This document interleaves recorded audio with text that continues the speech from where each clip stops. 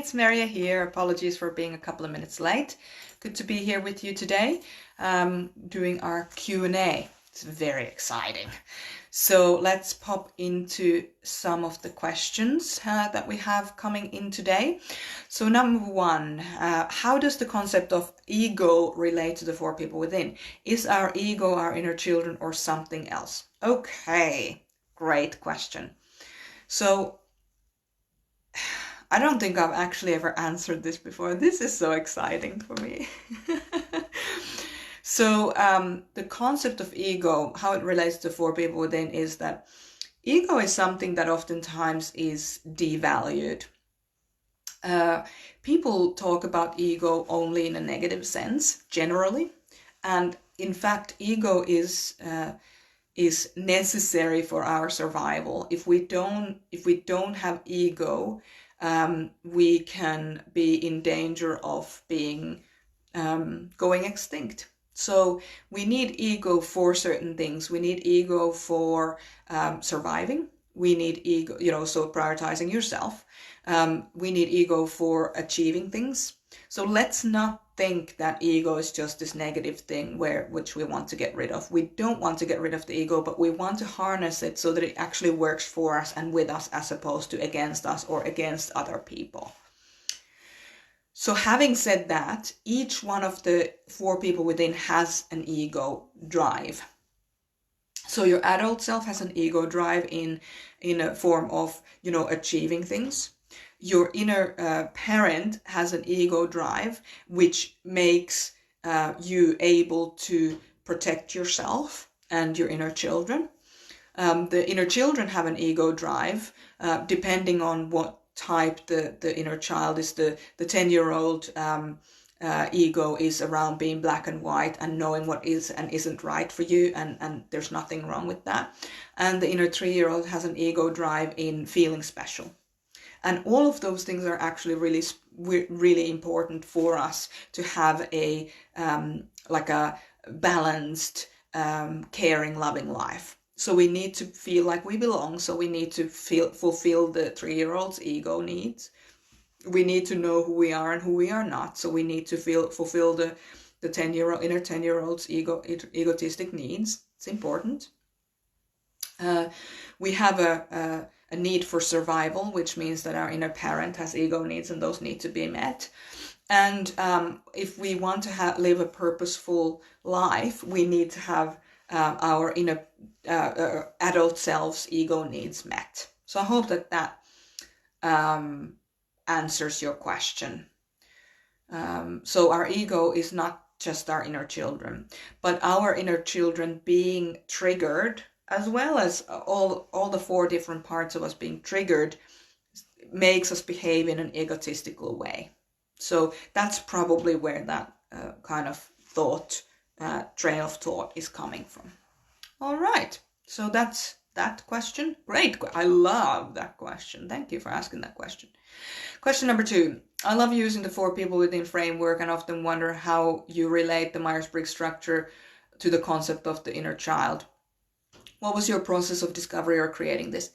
Again, thank you for that question. I do like to talk about my process a little bit because it does tend to help people with their inner parenting work. So I first came across the concept of the inner child several years ago through a friend of mine, and I'd never heard of it before as a concept, but when I heard it, when he started talking about the inner child, I immediately could really, it resonated so strongly with me. It's like so many things make so much sense now. And that was one of the reasons why I started down this path of inner children and inner parenting. And a lot of people don't recognize that there are more inner children than just one. A lot of people talk about the inner child, and there's nothing wrong with that approach. Absolutely not. Do whatever works for you. It's really important that your personal development is about what works for you, not what somebody says it should be or whatever. We don't you know what the right path is for you. But when I came across the CAR model by Personality Hacker, where they identified the 4 different people that live within you. So you have the thinker, the feeler, the intuitive, and the sensor. It started making so much sense to me that there would be more than just one inner child. And I said, okay, I've seen this CAR model. They're talking about 10-year-old and 3-year-old self in that, as in, they're talking about these tertiary and inferior processes as if they're children. And again, as I was looking at that, as I was reading that, I thought this explains so much, because we don't have just, one part of us that is immature. We have effectively 2 different people that are less developed than other parts of us.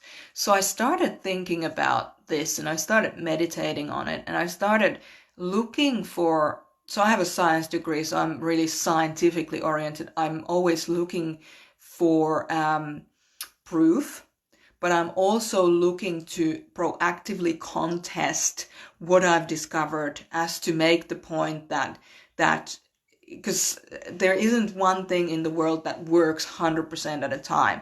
You need to find the times that it doesn't work and see in comparison to the times that it does work, in this case the inner parenting approach, or the 2 inner children. I started looking for evidence that it wouldn't work, because I need to know what the percentage is, with how often does it work and how often does it not work, and then see if this is an actual useful tool for anyone or not. So I started looking into it and thinking about it, and did some testing on myself. Have been doing testing with about 1,000 people around the world with this, and I'm yet to find a time that the Myers-Briggs structure or the Personality Hackers CAR model hasn't actually related to the inner parenting, or has not been, whatever issues have been there, haven't been able to be remedied by inner parenting, and inner parenting the child according to the model of the CAR model, or the structure of it. So I'm a little bit freaked out as a scientist that I haven't found a time that it hasn't worked yet. So if somebody has put it into practice, so they've actually done the inner parenting around, what we've discussed, and they've done their homework, there hasn't been one time that it hasn't worked yet. And I've been doing this now for several years, so I'm a little bit freaked out, because there should be a time that it doesn't work, so that you can kind of prove the legitimacy of your approach, that you can give the contrasting evidence, as well as the confirming evidence. So I'm still waiting to find out, when it doesn't work. So how I put these 2 things together was just testing. I just went like, could this work with this? So could inner parenting, inner child work with the CAR model work? And as I said, over 1,000 people tested. I'm yet to find a time that it didn't work, that it couldn't be explained, that some behavior could not be explained with these 2 frameworks together. So if you feel like you're the one, you're the exception to the rule, get in touch with me. I want to talk to you. And that was pretty much the discovery process of it. It was just, could this work with this? And then testing and testing and testing and testing and testing and testing and testing and testing. I want to test, like anything I do, I want to test it like on this kind of a platform where we're talking about a personal development tool. I want to test it with at least 1,000 people before I can comfortably say that, yeah, this could be, what's going on. Hey, Sanna, good to see you.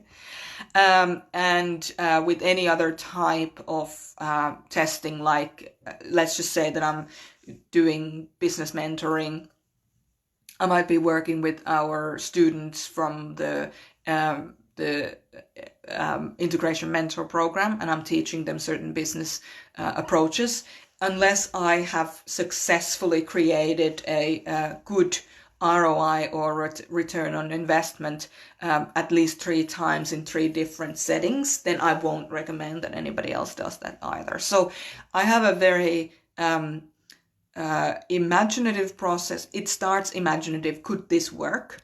And then it's a very concrete, here are the facts, here's the evidence to offer to go with this thought. So that's how I came across, or how that was the process, and that's how I just related imagination and then proof.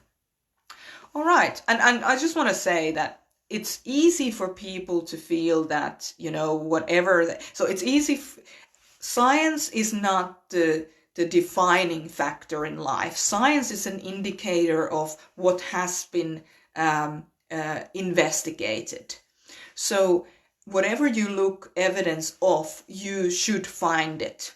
Okay, so if I was to look for evidence, does the 4 people in work for people, then if I'm only looking for the evidence, biased evidence that it does work, I will discard the times that it doesn't work. And that's why it's really important to also proactively, if you're a scientist, if you want to take a scientific approach to anything, that you look for evidence of what you want to see happen and what you don't want to see happen with that same. So that's why I was looking for evidence of when it wasn't working, which again, if you think that it doesn't work for you, I want to talk to you, because I want to make sure that, I'm proactively looking for times that it's not working for people. All right. Here's one from Leandri. Hi, Leandri. I've already mentioned to Maria that I have some reservations about MBTI, not because I don't think it's valid. It is, and I believe it's extremely helpful. My problem is that I really struggle to find the type that I really identify with. In all the areas, I would put myself in the middle, in where I am. In the tests, I'm forced to make a choice. It frustrates me. I'm sorry, I just did the whole the issue that I have with reading the dyslexia thing and just jumped a couple of words. Okay, so going back. In all the areas, I would put myself in the middle. In the tests, I'm forced to make a choice. It frustrates me because I'm thinking both statements are equally true for me, depending on situation and where I am, as in what I'm working through. For instance, my answers would be totally different today than it was yesterday, when I was completely exhausted, recovering from burnout, something that that sometimes have a severe drop in energy levels. So my question is, what am I missing? How should I approach the MBTI? Okay, fantastic question. Thank you, Leandri, for that. That's brilliant.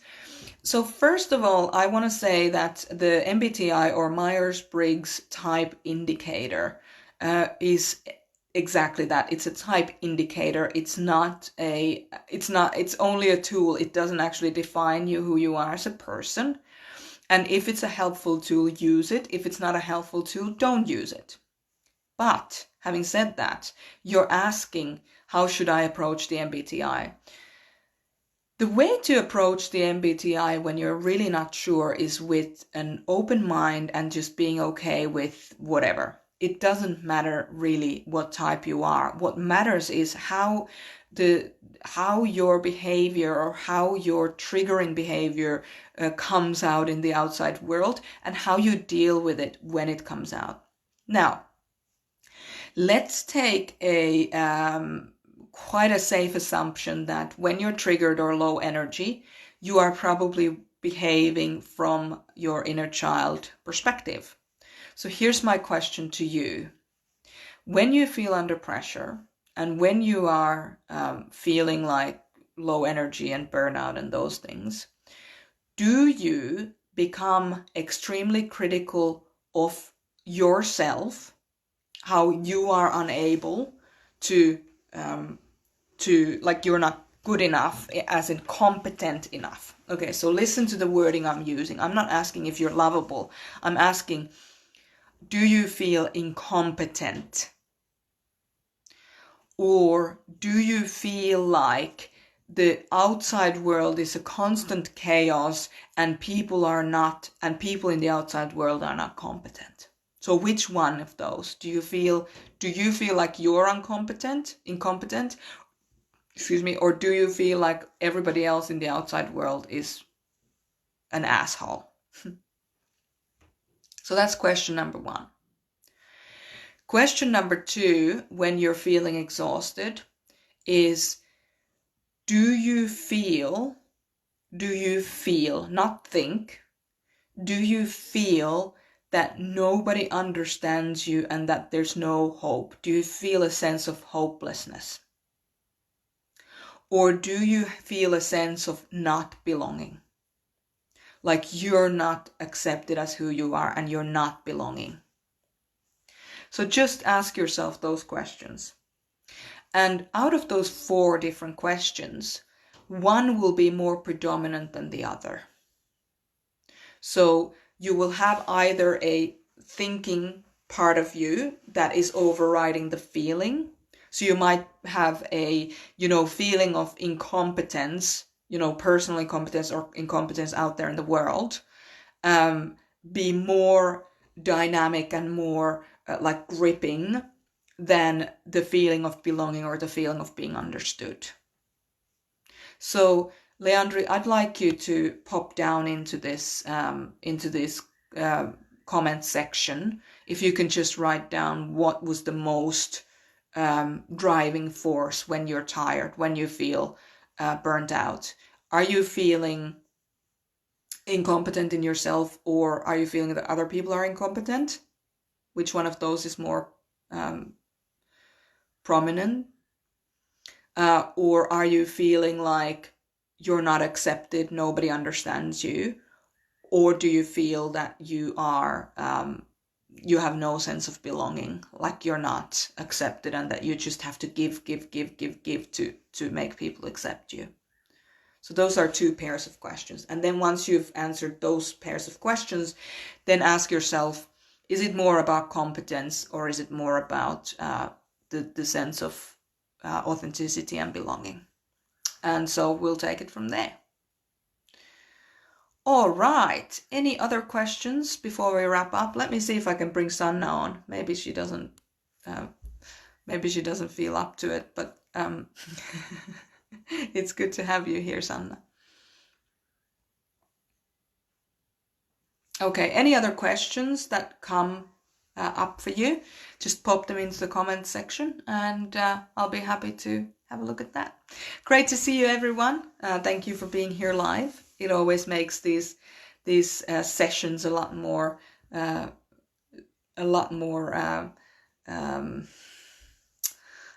happy for me to not be just talking to the camera, but to be talking to people.